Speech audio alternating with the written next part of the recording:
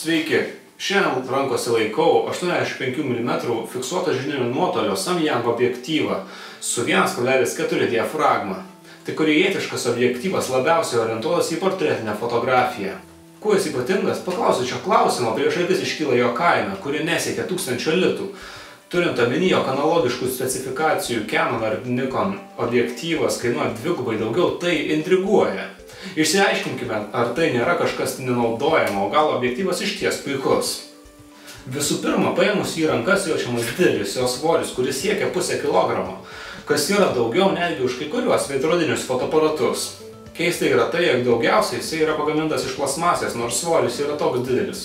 Tiesa, plastmasinė konstrukcija tikrai nesumažina jo patikimumo įspūdžio. Laikant jį rankose, jaučiama, jog objektyvas yra kokybiškai surinktas.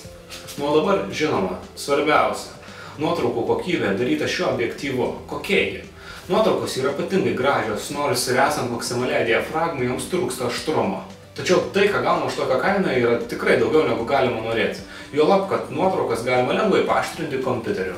Objektyvo lęšio konstrukcija aktyviai gamina vadinamosius lens flare. Iš vienos pusės tai yra labai blogai, kadangi kokybiškas objektyvas turėtų juos naikinti. Tačiau portretinio pobūdžio fotografija lens flare labai pagražina nuotraukas, padaro jas įdomesnes.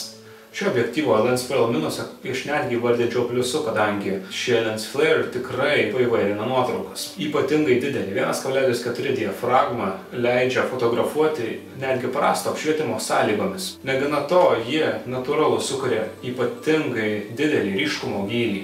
Mažiausias fokusavimo nuotolis yra apie metrą. Tai nėra makro objektyvas, o portretinėms fotografijoms to pilnai užtenka. Taigi dėl nuotraukų kokybės šis objektyvas skųstis tikrai negali, o kaip už tokią kainą jos yra ypatingai gražios ir pranokstančios visus lūkesčius. Tačiau kaip dėl naudojimosi pačiu objektyvu, automatinio fokusavimo čia nėra, visą laiką reikės fokusuoti ranka. Tai atlikti ypatingai sudėtinga stebint vaizdą per ieškiklį. Fokusavimas ranka tampa įmanomas naudojantis live view režimu. Fokusavimo žiedas sukasi tikrai sunkiai. Iš vienos pusės tai gerai, kadangi jis nebus nusuktas be reikalo į šoną. Iš kitos blogai, kadangi kartais reikia staigiai pakeisti fokusavimo nuotolį, o kai žiedas sukasi sunkiai, tai atlikti būna sudėtinga. Tuo tarpu diafragmos reguliavimo žiedas sukasi labai paslankiai. Objektyvas neturi jokių kontaktų su fotoaparatu. Nuotraukos EXIF informacijoje nebus nieko parašyta. Netgi pats fotoaparatas sako, jog objektyvas nėra uždėtas. Taigi, ką iš mūsų atima dvigubai mažesnė kaina negu Canon ar Nikon analogų? Laimė atima tik tai automatinį fokusavimą ir kontaktus su fotoaparatu.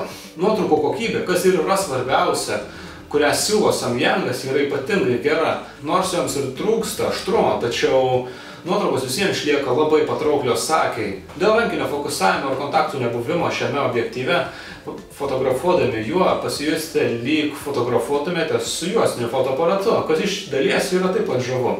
Galų gale, ar verta leisti 1000 litų korėjietiškam objektyvui? Ar tai nėra kažkas nenaudojamo? Atsakymas toks, jiems nereikia greito automatinio fokusavimo ir neturite daug pinigų, šis objektyvas kaip tik jums. Tai tiesiog puikus pasirinkimas tiek to pačiam fotografui, tiek profesionalui, kuris nori turėti kažką įdomaus. Nepamirškite pakomentuoti šį objektyvą, jeigu jį įsigijote, o jeigu kažkas neaišku, būtinai paklauskite, bus atsakyta. Iki kito karto, čia buvo Gytis.